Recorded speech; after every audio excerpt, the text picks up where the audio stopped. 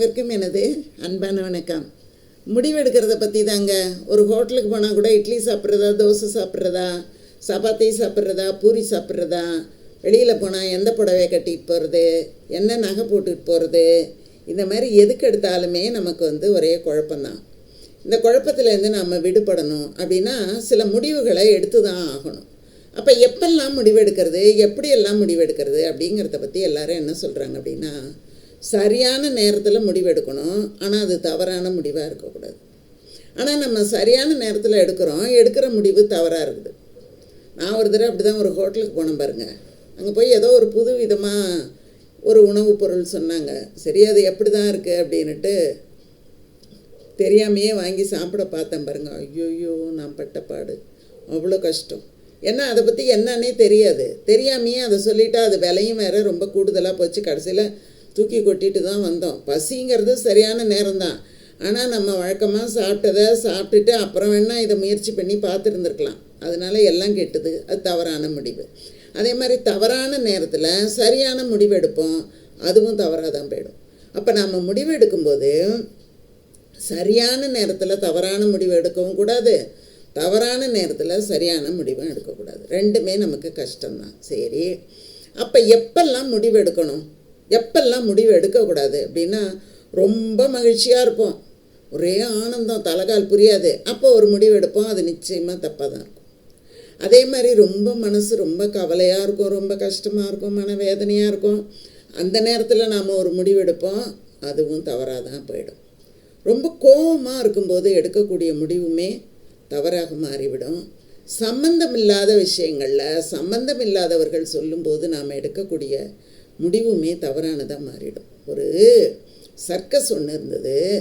அந்த சர்க்கஸில் ஒரு சிங்கம், அந்த சர்க்கஸே ரொம்ப புகழ்பெற்ற ஒரு சர்க்கஸு. ஏன்னா இந்த சிங்கத்து தலையில் போய் வாய்க்குள்ளார போய் தலை விடுறது அப்படின்னு ஒன்று பார்த்துருப்போம் நம்ம.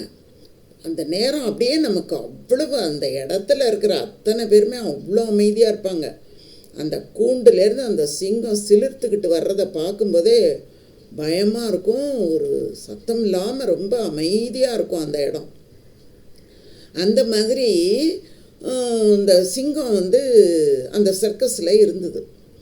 அங்கே புதுசாக ஒரு புலிக்குட்டி ஒன்று போச்சு. போன உடனே அந்த புலிக்குட்டி சிங்கத்தோட பேசிச்சு.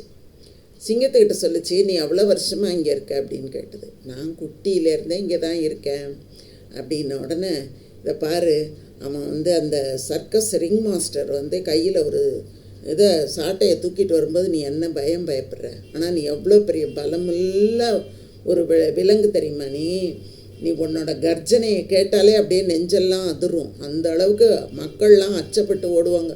விலங்குகள் கூட உன்னை பார்த்தா பயந்துக்கிட்டு ஓடும். அதெல்லாம் உனக்கு தெரியுமா அப்படின்னோடனே சிங்கம் கேட்டது, நிஜமாவா சொல்கிறேன், பயந்துக்கிட்டெல்லாம் ஓடுமா அப்படின்னு கேட்டோன்னே, ஆமாம், எப்படி பயந்துட்டு ஓடும் தெரியுமா உன்னை பார்த்தா, அந்த அளவுக்கு நீ பலமுள்ள ஒரு விலங்கு. ஆனால் நீ போய் இன்றைக்கி இவங்கிட்ட அந்த சாட்டையில் அடிக்கிறதுக்கு பயந்து போய் நீ இப்படி இருக்கிறத பார்க்கும்போது எனக்கு உன்னை பார்த்தா ரொம்ப பாவமாக இருக்குது. நான் காட்டில் இருந்து தான் வந்தேன். எப்படி இருந்தாலும் நான் அந்த சர்க்கஸ் கம்பெனியை விட்டு ஓடி போயிடுவேன். ஆனால் உன்னால் ஓடி வர முடியுமான்னு கேட்டது.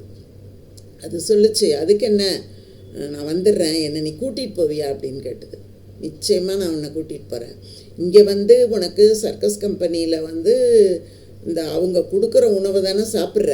ஆனால் அங்கே காட்டுக்கு போயிட்டேன்னு வச்சுக்கோ, யானையிலேருந்து மான்லேருந்து காட்டெருமையிலேருந்து விதமாக நீ சாப்பிட்லாம், அத்தனையும் சாப்பிட்லாம், அவ்வளோ சுவையான மாமிசங்கள்லாம் உனக்கு கிடைக்கும் அப்படின்னு ஒன்று.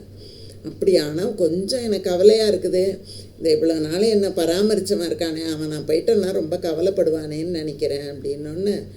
அவன்லாம் உன்னை பற்றியெல்லாம் கவலைப்பட மாட்டான். ரெண்டாவது உன் மேலே அவங்களுக்கு எப்பயுமே பயம்தான். உன்னை அவங்கெல்லாம் ஒரு நாளும் நம்ப மாட்டாங்க. உன்கிட்ட வரும்போதே துப்பாக்கியோடு தான் வருவாங்க பாரு. நீ கொஞ்சம் அசந்தா கூட உன்னை ஷூட் பண்ணுறதுக்கு அத்தனை பேரும் தயாராக தான் இருப்பாங்க. அதனால அவங்களாம் அன்பாக இருக்காங்கன்னெலாம் நினச்சிட்டு இருக்காத. காட்டுக்கு ஓடி போயிடு, அங்கே போனீன்னா உன்னோட சொந்த பந்தங்களை எல்லாம் பார்க்கலாம், நல்லா இருக்கலாம் அப்படியெல்லாம் பேசிச்சு. பேசின உடனே சிங்கத்துக்கு ரொம்ப ஆசை வந்துட்டுது. அது சொல்ல சரி என்னை கூட்டிகிட்டு போ, நானும் வரேன் அப்படின்னு சொல்லிட்டு ரெண்டும் தப்பிச்சு ஓடி போயிடுச்சு. பெரிய காடு, அந்த காட்டுக்கு புலிக்குட்டி கூட்டிகிட்டு போயிட்டு போன உடனே சிங்கம் சொல்லிச்சு, எனக்கு ரொம்ப பசிக்குது, ஏதாவது சாப்பிட்ணும் அப்படின்னு சொல்லிச்சு. அப்போ இந்த புலி சொல்லிச்சு, இதை பாரு, இப்போ போது பாரு விலங்குகள், அந்த விலங்கை போய் நீ அடித்து வேட்டையாடி சாப்பிட்ரு அப்படின்னு சொன்னோன்னா அது சொல்லிச்சு, ஐயோ வேட்டையாடுறதுன்னா என்னன்னே எனக்கு தெரியாதே அப்படின்னுச்சு. அதுக்கு நான் ஒன்றும் பண்ண முடியாது, இங்கே யாரும் சர்க்கஸ் கம்பெனியில் கொடுத்த மாதிரி வேட்டையாடி கையில் கொண்டாந்து எதையும் கொடுக்க மாட்டாங்க, உனக்கு வேணுங்கிற உணவை நீ தான் வேட்டையாடி சாப்பிட்ணுன்னு சொல்லிட்டு அது போயிடுச்சு. அது வேட்டையாட போயிடுச்சு. அது இளம் பருவத்தில் இருக்கிறதுனால அது வேட்டையை கற்றுக்கொண்டது. இதுக்கு இளம் பருவத்தில் எதையுமே கற்றுக்கொள்ளாத காரணத்தினால முதுமை அடைஞ்ச உடனே இதுக்கு வேட்டையாடவும் தெரியலை, அதுக்கு யாரும் கொடுக்கறதுக்கும் இல்லை. அப்படியே பட்டினி கிடந்த அந்த சிங்கம் செத்து போச்சான். இந்த மாதிரி முடிவு எடுக்கும்போது நமக்கு அது பொருந்தி வருமா, அதை நம்மளால் செய்ய முடியுமா, இதுக்கப்புறம் நம்முடைய நிலைமை எப்படி இருக்கும் அப்படிங்கிற எல்லாத்தையும் யோசனை பண்ணி தான் நாம் முடிவெடுக்கணும். இப்படியெல்லாம் யோசிக்காமல் முடிவெடுத்துட்டு வந்த பிறகு இந்த சிங்கம் வாழ முடியாமல் செத்து போச்சு பாருங்கள், அந்த நிலை வர்றதுக்கு நாம் ஒரு நாளும் இடம் கொடுக்கவே கூடாது.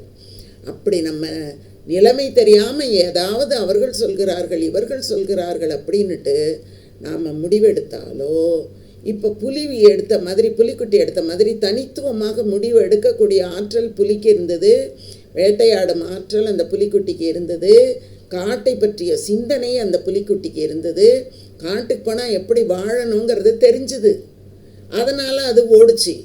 அது பேச்சை கேட்டுக்கிட்டு சிங்கம் போச்சு. அதுக்கு காட்டை பற்றியும் தெரியலை, வேட்டையாடுறதும் தெரியலை, எப்படி நாம் பிழைப்பதுங்கிறதும் தெரியல, உயிர் வாழ்வதும் தெரியல, அது செத்து போச்சு. அதனால் நம்ம முடிவெடுக்கும்போது இந்த முடிவு நமக்கு எதையெல்லாம் ஏற்படுத்தும் அப்படின்னு தெரிஞ்சு முடிவெடுக்கணும். இல்லைன்னா அந்த முடிவே நம்மளை துன்பத்தில் தள்ளிடும் அப்படிங்கிறத நாம் தெரிஞ்சுக்கணும்.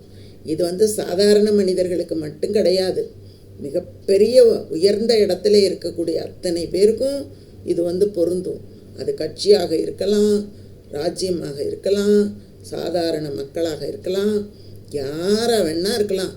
அன்றாடம் உணவு உண்ண வேண்டிய விஷயத்தில் இருந்து நாளைக்கு நாம் தேர்ந்தெடுக்கிற விஷயம் வரைக்கும் அத்தனையிலையும் நாம் முடிவெடுக்கும்போது நல்லா கவனித்து முடிவெடுக்கணும். தேர்ந்தான் தெளிவும் தெளிந்தான் கண் ஐயுறவும் தீரா இடும்பை தரும்னு வள்ளுவர் சொல்கிறாரு. முதல்ல நம்ம ஒன்றை தேர்ந்தெடுத்துடுறோம், அதுக்கப்புறம் அதில் போய் நம்ம சந்தேகப்பட்டுட்டு உட்காந்துருந்தோம் அப்படின்னா தீராத துன்பத்தை தான் நமக்கு ஏற்படுத்தும். அப்படிங்கிறத நாம் புரிஞ்சுக்கிட்டோன்னா நம்ம வாழ்க்கை நல்லா இருக்கும், சிறப்பாக இருக்கும். சரிங்களா? அதனால் 4 மகிழ்ச்சியாக இருக்கும்போது முடிவெடுக்காதீங்க, வருத்தமாக இருக்கும்போது முடிவெடுக்காதீங்க, கோபமாக இருக்கும்போது முடிவெடுக்காதீங்க, சம்மந்தம் இல்லாத விஷயத்தில் தலையிடாதீங்க. சரிங்களா? நன்றி, வணக்கம், வாழ்க வளமுடன். தொடர்ந்து பாருங்கள், கமெண்ட்ஸ் கொடுங்க.